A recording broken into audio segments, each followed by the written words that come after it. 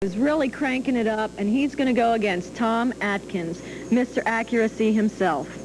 Tom Atkins has been around for quite a few years, qualified for the show on several occasions.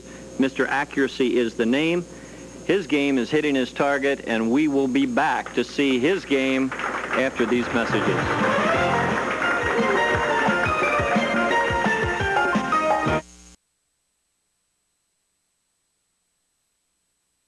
Conclusion of our 1991 season, but not to the conclusion of some pretty fantastic bowling. Hot hand in town right now, Jamie Burke. Recall we had a pretty good look at him last week, Jennifer. Yeah, Jamie really has impressed me with the stuff he puts on the ball, his attitude. He's a very friendly guy. Yeah, we had some time to interview him last week too on camera, and it was a lot of fun. Nice outlook on life and a great outlook on the game, as does Tom Atkins. Tom, the true veteran. As we said, Mr. Accuracy.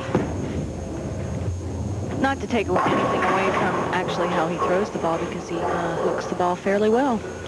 Yeah, his release is very good, and it's very consistent, Jennifer, and that's what keeps him in the money a lot of the times. Take a look at it there. There you go. The ball doesn't really rotate around too much, just straight up and through, and hits his target.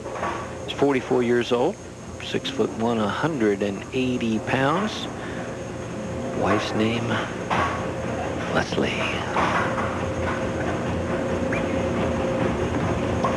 Tom actually opened the show with a pretty good shot for the 4-7 there, or we call it the quick 8. Looked like he shot it from the left side too, which is unusual. It is. Normally you go across the lane. He may have some insight on the lane conditioning that made him throw it that way. Well, Tom's game, because he is a straighter player, let's say, covers a lot fewer boards than the torquers we've been seeing the last several weeks. His spare game itself is different. And again, the hit that the big cranker will carry with the pin action, the accuracy player like Tom Atkins will not. He has to depend on that accuracy to carry the strike, stay in the pocket, and to hopefully trip out a 4 now and then. But his forte is hitting the pocket flush and putting 10 pins in the pit. Tom's a relatively just married a year and 5 months ago. Pretty much a newlywed. His daughters, Jennifer, Lisa, and a stepson, John. And a spare. And a spare. Jamie Burke, as they call him. James Richard Burke, in case he ever inherits millions of dollars. That's what we'd have to call him. His daughters, Erica and Alicia. Come on, Carrie. Come on, Carrie. You don't have to worry about talking that one home. That was excellent. Jamie looking very impressive once again. As you said, I do believe he is the hot hand in town. 2 weeks in a row. And it does run in spurts, Jennifer. You very well know this, that when you're on, and you try to bowl as many tournaments as you can find when you're bowling well. 28 years of age, 6 foot tall, 195 pounds. So these players are pretty well matched up size-wise, but oh, wow. Jamie leaving a crush 10-pin on a very, very good shot. And the culprit always on that type of a 10 is the 6-pin, and Tom's left a few of those in his day. These are our Hyde's qualifiers, Hyde's lanes, out on, I believe that's Cheviot Road. Yes, out on our side of town, west side of town. Very nice establishment. They've really done a lot there. Look out when you do that, when you're shooting the 10-pin, you have that potential to hook away. We talked about it last week, Jennifer, where you don't modify your release that much. I do. I feel a lot more comfortable being able to flatten the ball out and go right at it, because trying to hook it into that area has just never been my forte. Mm-hmm.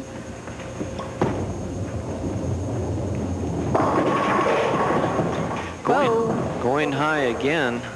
Tom is going to have to, and my way would be to pick up the speed just a little bit. Tom stays down very, very well. Good roll on the ball, but cutting through a little sharply. Gets a break here, leaving the singular pin spare.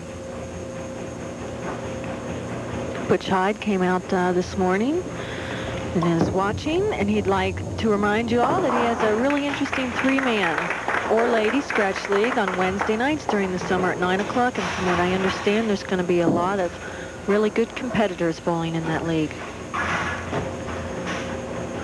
I'd like to thank my statisticians today. My wife is taking a day off. I don't know what the deal is there. She normally runs the stats in the truck. Roger Crawford, thank you, and Tim McGill to my left, keeping things in order for us, keeping us in line, as it were.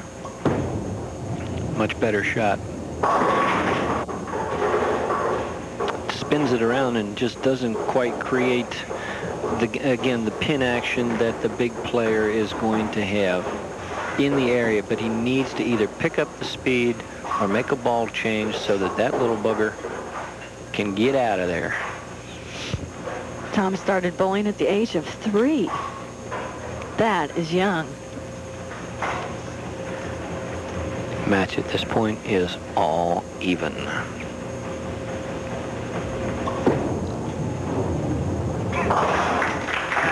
Tom having no problem with that spare as usual.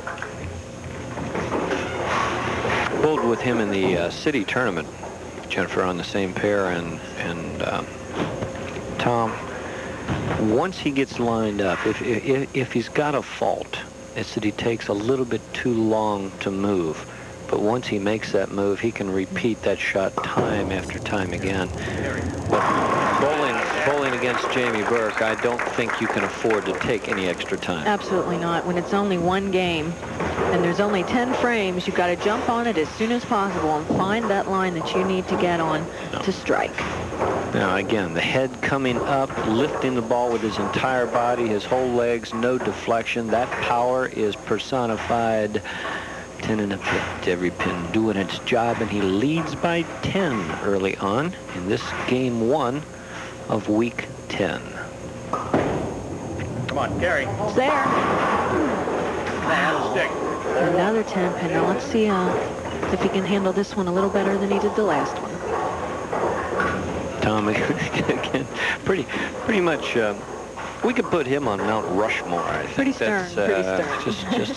Just a very casual face, and he's been in so many matches like this before. It's just another day at the park, and does he make this one? There we go. Many times you take for granted that 10 pin too, and it just becomes so routine that you don't really bear down and watch your mark. It's very important on the 10 pin that you watch that mark and watch the ball roll over it. Therefore, if you miss it, you can make an adjustment if you've watched where the ball rolled over the first time. That's right, a sigh of relief from Tom, indicating to me that he's not loose. Let's see if that sigh helped him at all. Got the ball out? Yes, it did. Very nice. Ought to take a little sigh more often, huh? Take a look at the release. Again, it is very simple, straightforward. Thumb comes out, ball, hands rotate around the ball slightly, and watch this. It's what we talked about, Jen. 1-3 pocket, 10 in the pit, no messengers, no frills, but a solid player. Tom was born in Dayton and then moved to Wilmington, Delaware for 16 years. Another sigh. Let's see if it yields the same result. Oh, nice shaker. That'll loosen you up. You gotta be loose to knock them down, folks. We've talked about it a lot of times, first-time jitters on TV. It can happen to the experienced veteran also. Jamie with those steely blue eyes. The Steely Blues 10 behind right now. Oh my. A great shot, seemingly, but a 7-10 momentarily, and then leaving the 10. It's like the 10 pin's taunting him. 1 for 2 so far. See if that Rhino can bowl it over, huh? Dale Hafley came in 8th place this week. Haven't seen much from him lately. Along with Wayne Sherman and Ron Bonner, in addition to coming in 2nd, also came in 6th. And George Hensley in 5th place this week. And I would like to send my deepest sympathy out. Tim George, a fellow player for many, many years here in the greater Cincinnati area, passed away several weeks ago. A great loss to the bowling world. Our prayers and best wishes go out to the family. Fabulous fellow. I wish we would have had some footage on him to show you, but had one of the greatest games in town and one of the greatest people I've ever met in this sport. You betcha. Tom Atkins, right-hand lane, plus 11. And he seems to be dialed in. Let's see if those sighs of relief are paying off. The ringing 10, as he is accustomed to seeing when he goes around the ball early with his hand. Jennifer, Tom's only fault that I see here, see if you can watch his hand rotate around the ball early. Thumb comes out, he stays down. I tell you what, that's what staying down is all about. The roll on the ball is good. Second one from the right-hand side of your screen. Watch it. There, right there, the 6-pin around the belly. Bad break. Tom Atkins threw a fabulous shot. Definitely getting the whammy on that ball. You can take that to the bank. I bet on him making that spare 99 times out of 100. Tom was 3rd in the 1988 Hoinky Super Classic. He was 18th in the 1986 U.S. Open. That's very impressive. Consistency, name of the game, especially when the shot is competitive. 10 pins. That man is behind at this point. Couple of frames to make it up with, and that looks like a pretty good shot again. Oh, it rolled off early on him on the lane that he did not anticipate. Leaving a very choppable spare. And leaving the door wide open for Jamie Burke. There you go. You see him. He's no emotion, but I'll tell you what. He knows that a little bit of help never hurts. Yeah. Hey, look, guys. I got a shot at this thing.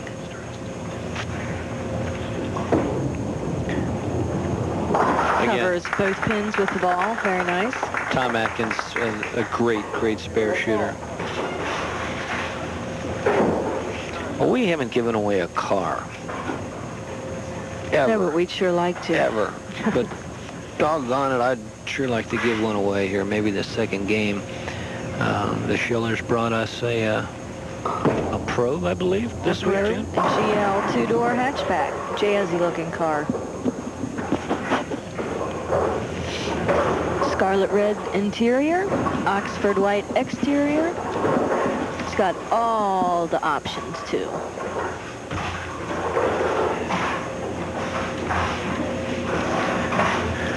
-8. 2 frames to play. And spare is in the bag. Hudy Delight. BPA King of Bowling in its 29th year. 29 years. It's a long time, but this city has supplied us with some of the best talent in the Midwest for many years. And believe me, as many good people as you see, it's very difficult to qualify for this show. There are many other good players that we have yet to see. Come on, carry. Come on, carry. Seems like when that term is used, his carry increases. Maybe he ought to have one of those little pre-recorded boxes, huh?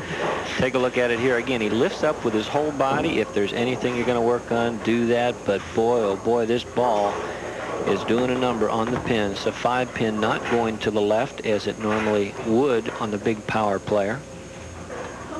Jennifer, I'll really go out on a limb and say that if he could work on staying down and using that power and taking away from the consistency the way he does, I think he could be a premier player in town. I really do. I'm impressed, I'll tell you that. Tom Atkins, though, is going to pour it on the 9th frame, post the strike. 8 pins.